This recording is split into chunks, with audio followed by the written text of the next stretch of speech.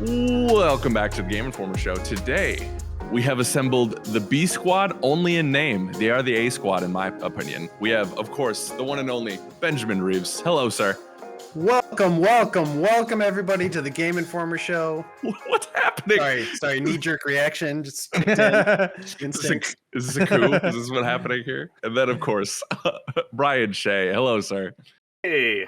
This is a very exciting episode because we finally get to talk about Marvel's Midnight Suns. And we had the actual rare opportunity to play the damn thing, which I think is very exciting. Yeah. So, Reeves, since you've written an amazing cover story, do you want to dive in? Like, do we want to talk about our hands-on impressions to start, or overall game? Where do you want to start? As somebody who doesn't know what this game is, I would like just a quick brief on what this thing is before you guys dive in. For sure. That's good. Top level primer.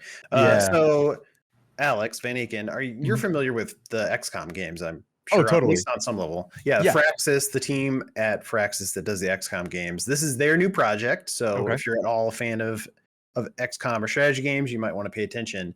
And it's a Marvel game, but it plays a bit differently than XCOM, and we can get into that in a minute. On the Marvel side, it's a Midnight Suns game, and Midnight Suns is, I think you could say, somewhat obscure property. I think it's that Guardians of the Galaxy level. Like, people are like, "What is this?" So hopefully they can pull off the Guardians.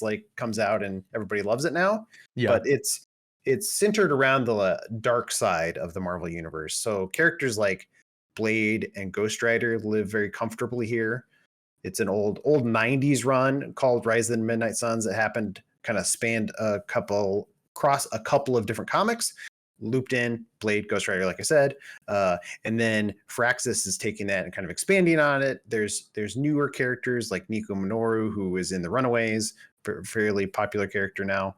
But then they're branching even outside of dark characters, and they're going to include people like Iron Man and Captain America because they're popular, So if you're not super horror themed, I wouldn't be totally scared away by this. They kind of compared it to Indiana Jones. Kind of that level of there's some creep fact, not Indiana Jones like Uncharted, but more just the adventuring in a dungeon, mystical, spiritual stuff. Yeah, we did ask if there was any Nazis that get their fates melted off in this, and they said no, not in this game. So, but there are lots of Hydra, so that's basically Nazis. Yeah, same thing. Yeah. For sure. And so, like I said, we get to go actually hands-on with it. And as you're learning now, or they recently did the gameplay reveal, it is tactics, RPG, but also card-based, which the pitch for it initially, I was like, oh, okay, all right, we'll see. But I think it's something that once we got our hands on with it, I was very happy with what was there. So, and what did you guys think, Shay? We can get this rolling here. Yeah. So when I heard card based, I was like, because that is not a format or a gameplay style that I particularly like. I don't know. I just enjoy having here are the moves you get to use. That's what you have access to. And you just have maybe they operate on a cooldown or something like that. But I didn't think that I would kind of the random elements of, all right, you're drawing a card and you choose which card you want to use. But I in action and in execution, it works so much better than I anticipated, because it also requires you to be strategic about making sure you're using the cards at the right time. And, there is an element of chance, but it also doesn't feel too based or dependent upon luck, Okay. You at any given point, each character has a decent amount of cards in their hand. So I always felt well equipped to attack whatever enemies were nearby me. But there were occasional times when it was I really wish I had that AoE effect or attack in my hand right now, but I guess I'll just have to try to save that for next time. But in the meantime, I'm going to attack this one guy or throw an object from the environment into him or something like that. So I really enjoyed the kind of tactical turn-based combat that also implements these cards in really unique ways. And I have a question on that. Are you sharing, as the person controlling this team, do you have one pool of cards for everyone, or does each individual character have their own set of their own hand of cards? one pool of one pool of cards for every. You get like I think they said 6 cards at the beginning of each round. Okay. And you only have 3 heroes that you're controlling at any one time, and part of that is to manage the resources or cards you get for each hero. So it's technically possible that you could get a hand without like any cards for Blade or something. Okay. But they say that's rare because it's just like, but it's cool. That's a cool wrinkle, it sounds like. Yeah, well, and I actually think that's kind of neat. I like the random element. They kind of said in a lot of ways that this is the reverse of XCOM. XCOM was all about, you have a stable set of powers. You know what you can do all the time. Every time you move, you're always taking cover. You're very afraid of the enemy. So you're always trying to like mitigate the damage they're going to do to you. Yeah. But in Midnight Suns, they're saying it's kind of the reverse of that. You're not taking cover. You don't know what you can do every time because all your cards, all your abilities are sort of randomly dealt out to you. And so then you're trying to figure out like, well, how do I mix up all this stuff and like do a really cool move? And then also you're superheroes. So you're not really afraid of the enemy. The enemy should be afraid of you. There's the quote in the cover story that I used from Jake Holman, who basically said just that. It was like, yeah, they should be afraid of you. And you're basically just like cleaning the floor every round. It's a very satisfying strategy RPG because you're just like wiping the floor every round with a bunch of dudes. And it's like, how much damage can I deal out to everybody? Yeah, and there are like more powerful characters, but yeah, like when a bunch of like Hydra minions walk out, and it's like, okay, Captain Marvel's, she has like one ability where she can like line up a shot, and like it just anybody who's in like those tiles that are like in that line will get pretty much just obliterated, and it's really satisfying to be like, oh, all right, I got like 5 Hydra minions lined up, and I need to clear out this board anyway, so this is like the perfect timing to get this card in my hand.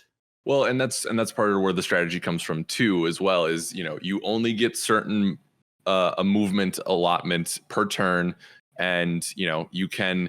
There's also environmental hazards that you can use, so you can line it up where Blade lines up behind if you're in a house or something, like a dresser or a cabinet or something, and then like blast that into your enemies, and if you line it up the right way, you get extra damage and you can hit multiple people and stuff like that. Or the hunter who we saw used like this whip ability, right, where she grabs a Hydra agent and throws them into an electrical box for stun damage and stuff like that. So that's more of where the strategy comes with on top of the cards as well. And in the limited time that I think we played 2.5 hours, 2 or so around there. Yeah, I thought that part of it was fun. That I think the strategy, people who love XCOM, more of the strategy is going to come from how do I line up this environment to my best advantage. So, but it's also pretty welcoming. I think people who love XCOM love it because it's a great game, and justifiably so. But I think it can turn off a certain crowd of people who are maybe intimidated by the strategy because it's got a pretty meaty, good strategy to it. Whereas this, I think the strategy is a little more welcoming. You're not sort of overwhelmed by choices because your characters don't have, your characters have a ton of options in XCOM. Here you have 6, and it's like, how do I play these 6 things and do it well? And then also it's just kind of like we talked about before. It's like, it's very empowering game. It's more about like, how do I manage the field and do the best amount of damage I can possible? And your heroes can get like knocked out, of course, but that's not as easy to do as it is in XCOM, whereas like you don't take cover one round, that guy's done. Dunzo. Yeah. That doesn't happen here. And the dev said too, it's not like XCOM in that like, no one's Captain America's not permadying in this, right. You know what I mean, in their squad. So it's like you can lose a match, but you don't lose it. Like you have to go back and play it. It's a little bit more linear in that way. And to Reeves' point too, I think this appealed to me as someone, I know I'm a broken record on here, but as someone who's just getting into tactics with Mario v Rabbids and Gears Tactics, right? This is appealing to me because it's not that punishing difficulty curve that XCOM is known for. And it's funny because XCOM Enemy Unknown, the first one that they did in like this kind of like reboot series, was my introduction into like actual like tactics. So I was like, oh, everybody's saying the same's really good. So I jumped in. I'm like, I am just getting my ass handed to me constantly. And I still love that game. I think I've bought it like across pretty much all the like I have it on my PC, I have it on my Xbox 360, and I think I bought it on Switch when it came on Switch, and I also bought it on Vita. So it's like I love that game, and I love XCOM 2 a lot as well. It's on iOS too, I believe. It is on iOS. I think I might have it on iOS. But I wonder if it still runs well. I definitely have Civilization Revolution on iOS. That was a good way to play that. That was, yeah. I just liked having those games like on the go as well. Like they're great games to like fire up, run a couple missions like on a plane. Remember Planes, by the way? That was fun. Unfamiliar. Yeah. Are they sort of like trains? Yeah. Sky trains? Okay. Yeah, they're like sky trains. But yeah, I think that like when I heard that Firaxis was doing a Marvel game, I like immediately pictured like, oh, it's gonna be XCOM, but with like, you know, Captain America, Iron Man, and Wolverine. And I was like, that sounds awesome. And then, you know, you pull back.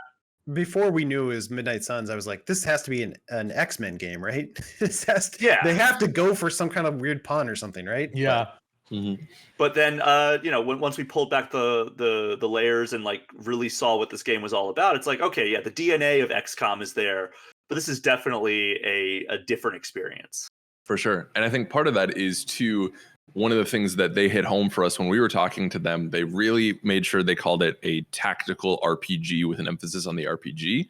And that stems from the Abbey, which is the kind of hub world of this place. And that includes kind of a Mass Effect level of like character interaction where you can take, you know, all the characters that you're playing with in your party, you can take them on friendship dates, kind of. I can't remember exactly what they call it. Hangouts. That's what it was. I'm just gonna like go get coffee with Blade. That'll literally. Yeah. Like, I mean, I don't know if you can go get coffee, but like, yeah, it's like, all right, you can go like work out with Captain Marvel, or you go like meditate with Doctor Strange, stuff like that. Yeah.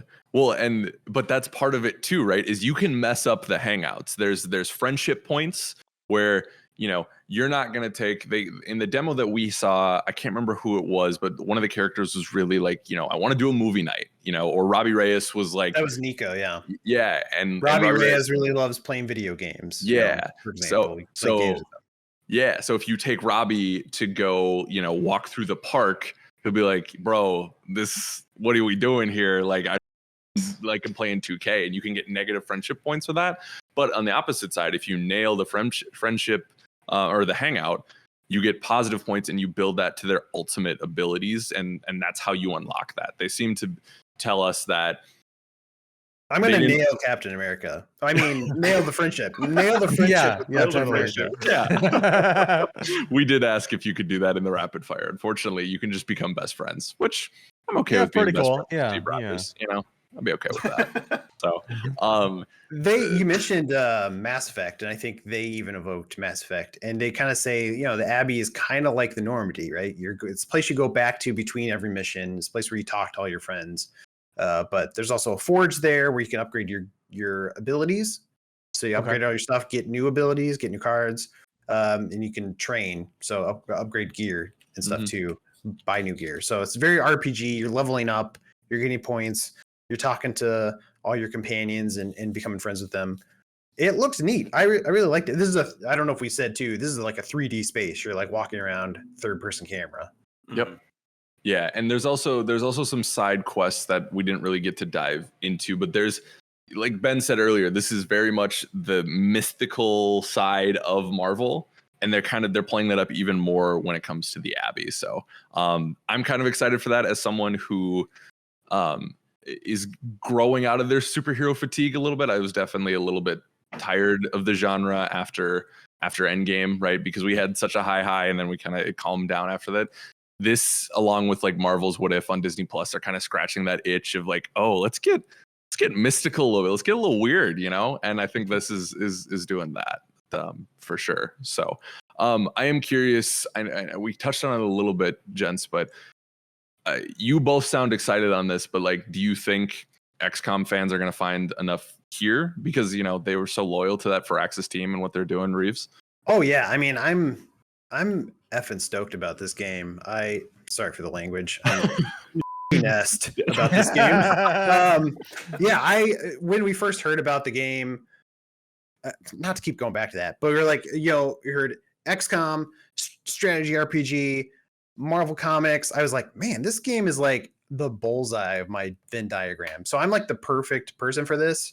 But I think, to your point, if you're not a Marvel fan, but you are an XCOM fan, as just an XCOM fan, I still got a lot out of our hands-on time with this. Like, I think the strategy is definitely different than XCOM. You know, it's not going to be 1-to-1, but it makes you think in some interesting ways. And I like the strategy on hand, especially if you like, I don't know, card-based strategies. Like, it's really not the same as something like Slay the Spire per se, but there is a little bit of like, how am I using this card to attack this person? There's a little bit of that there, but I wouldn't like, if you hate card-based games, if you're like, oh, I tried Hearthstone once and I hated it, I'm like, it's different enough where I'd give this a chance.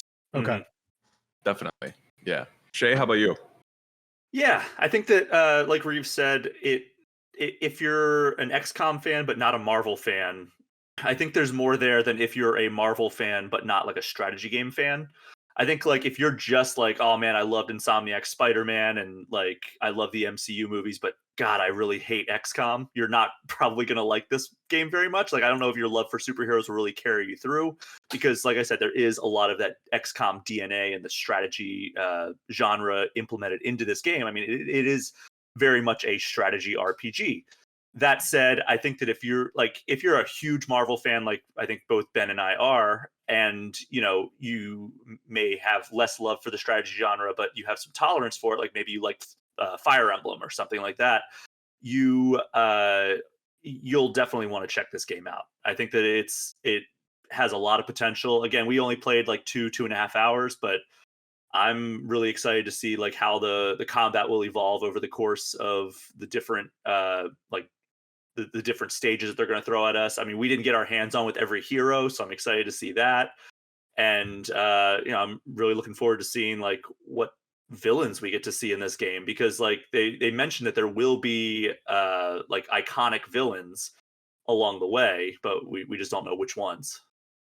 And that's part of the fun surprise. Yeah, I'm with you guys. I am. It has become one of my more anticipated games of next year, just in the time that I played it. And I think, just to reiterate, if you saw it and you're like, cards not for me, strategy not for me, if you like Marvel, if you like some of the relationship building in something like a Mass Effect, I think there's a lot to love here. And I mean, Firaxis doesn't really miss a ton. You know, they're a really good studio, so there's a lot to be excited about. There's a lot of good stuff from this cover, and if you want more, you know where to find it. GameInformer.com. Is it /Midnight Suns? Is that the hub? /Midnight Suns, no space. Yeah, and it's SUN, as in the thing that brightens our world, not the boys. Celestial body. Yeah, exactly. Be sure to like, share, and subscribe, and head over to GameInformer.com/Midnight Suns for all the up-to-the-minute updates for the next few weeks. Thanks, and we hope you enjoy the coverage.